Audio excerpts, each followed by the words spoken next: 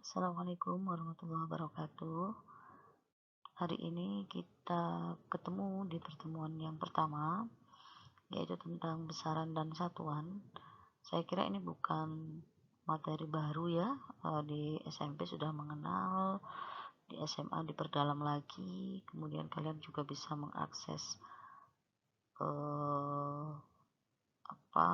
banyak sekali video-video pembelajaran tentang besaran dan satuan. Ya, saya hanya mengulas lagi.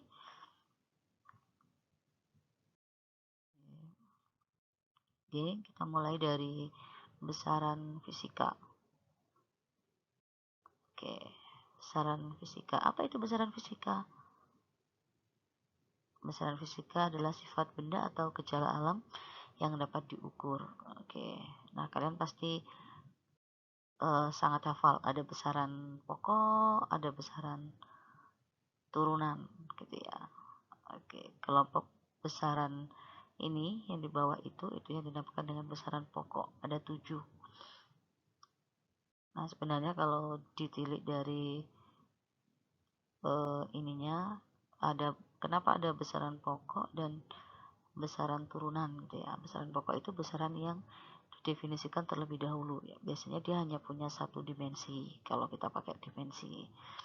Nah, kemudian kalau besaran turunan dia diturunkan dari besaran pokok. Pasti akan ada 2 minimal gitu ya. Oke, ada 7 besaran pokok. Saya kira bukan hal yang baru lagi. Panjang, untuk mengukur panjang benda simbolnya biasanya L, boleh terserah sih kalau simbol ya, boleh L boleh P. Kemudian satuannya, oh ya belum ya, satuannya nanti.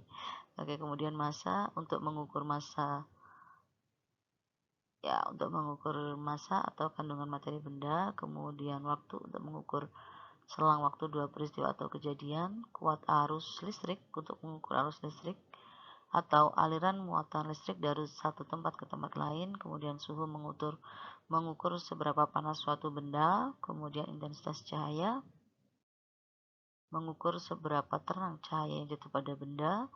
Jumlah zat, mengukur jumlah partikel yang terkandung dalam benda. Oke, semua besaran turunan merupakan kombinasi dari besaran pokok. Oke, contohnya adalah luas, itu adalah kombinasi dari 2 buah besaran pokok panjang. Kemudian massa jenis, kombinasi dari besaran pokok massa dan besaran turunan volume. Nah, kalau volume berarti dari apa? Ya, panjang kali panjang kali panjang, gitu ya. Volume merupakan kombinasi 3 besaran pokok panjang. Kecepatan merupakan kombinasi besaran pokok panjang dan besaran pokok waktu. Oke, nggak sulit. Lanjut di pengukuran dan satuan. Nah, kalau pengukuran itu berarti membandingkan suatu besaran dengan suatu alat ukur. Nilai pengukuran akan berguna jika dilakukan dalam satuan baku.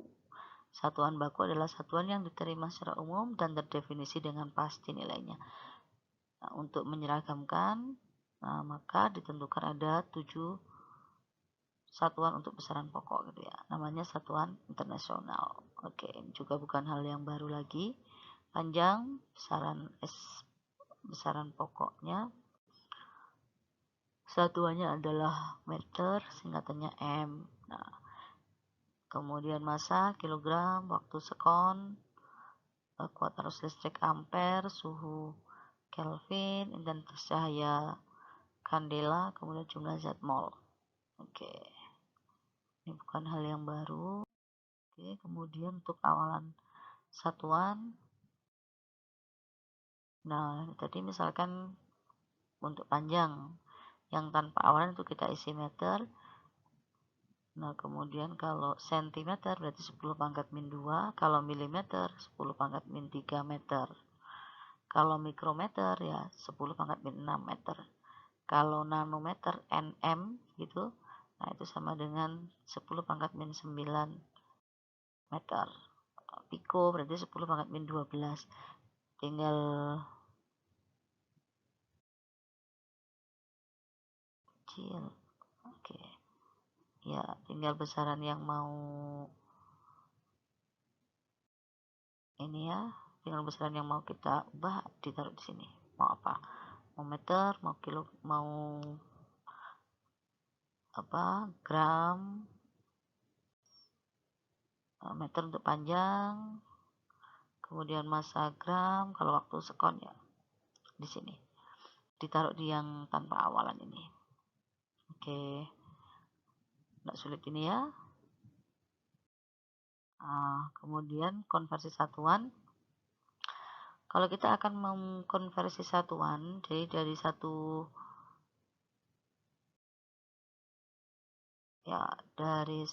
satuan ke satuan yang lain, maka ubah dulu ke satuan baku. Satuan yang akan dirubah, kita rubah ke satuan baku, kemudian dirubah lagi ke satuan yang diinginkan. Oke, contoh soal silahkan Oke, kepecet tadi ya. Oke, di pengukuran mistar itu ketelitiannya 1 mm, kemudian jangka sorong ketelitiannya 0,1 mm, mikrometer skop 0,01 mm. Kalau mikroskop ada banyak sekali ya, tergantung mikroskopnya apa.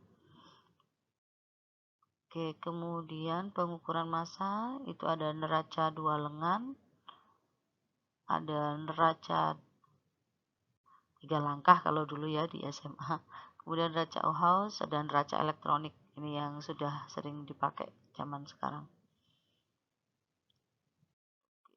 Kemudian untuk waktu, ya pengukuran waktu bisa pakai jam tangan, bisa pakai stopwatch, bisa pakai stopwatch digital. Sekarang gampang di HP sudah ada semua.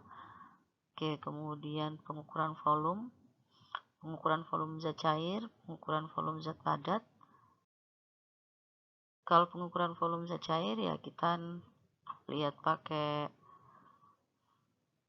perubahan ketinggian ya, atau pakai gelas ukur boleh.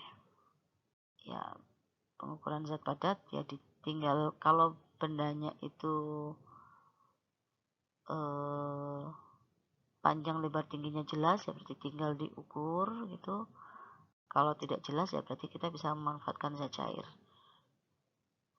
Nah, misalkan mengukur volumenya batu gitu ya, caranya gimana?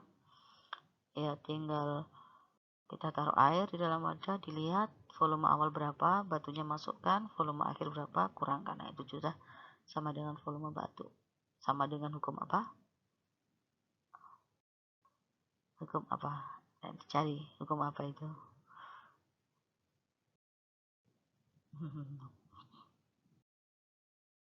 Ya, penulisannya seperti ini. Ini adalah X rata-rata. Itu adalah pengukuran pertama, pengukuran kedua, ketiga, keempat, kelima, sampai ke N. Nah, nanti dibagi dengan N. Itu. Nah, biasanya untuk pengukuran yang valid memang tidak dilakukan satu kali. Harus lebih dari satu kali.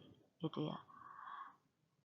Ya, kenapa? Ya, biar data yang dihasilkan nanti kelihatan errornya berapa gitu ya. Kesalahannya berapa. Kalau hanya satu kali ya tidak bisa diketahui tingkat kesalahannya berapa.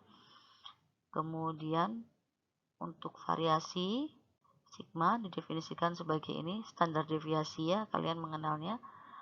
Nah, itu X1 dikurangi dengan X rata-rata dikuadratkan, begitu seterusnya sampai yang ke N kemudian dibagi dengan N. Nah, untuk penulisannya nanti ya X rata-rata plus minus variasinya. Oke, sepertinya di diktat juga sudah ada contohnya. Nanti silakan dilihat contohnya. Saya nggak perlu bahas ya. Oke, ya silakan dicoba dikerjakan soal-soal yang sudah ada di situ. Ini ada tugas. Tugasnya adalah mengerjakan ulang semua contoh soal yang ada di bab 1 di kertas, di foto, kemudian diupload ke e-learning. Ya. Oke, untuk soal-soalnya, kalau memang nanti ada yang tidak paham, boleh ditanyakan di grup. Nanti kita bahas di grup WA saja lah ya. Lebih gampang. Oke. Sampai ketemu minggu depan. Assalamualaikum warahmatullahi wabarakatuh.